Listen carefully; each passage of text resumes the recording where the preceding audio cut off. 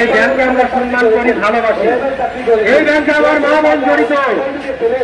এই ব্যাংকের 75% মালিকানা লাভ করে আমাদের মা বোন গ্রামের প্রত্যন্ত অঞ্চল থেকে আপনাদের বেতনের রুটি রোজগার তৈরি হয়, সেটা আমাদের মা বোন স্ত্রী।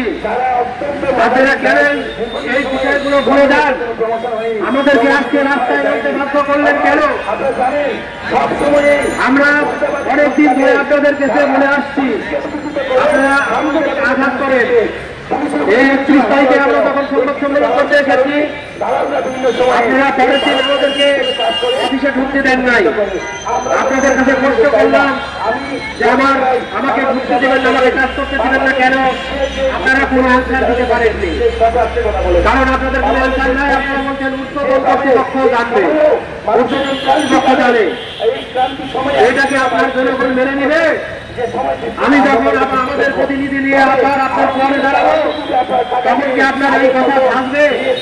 আমি আপনার কর্মচারী, আমি আপনার অধীনে কাজ করি, আমি আপনার কাছে যখন জানতে চাইব আপনি এই কথা যাই হোক, আমি বিনয়ের সাথে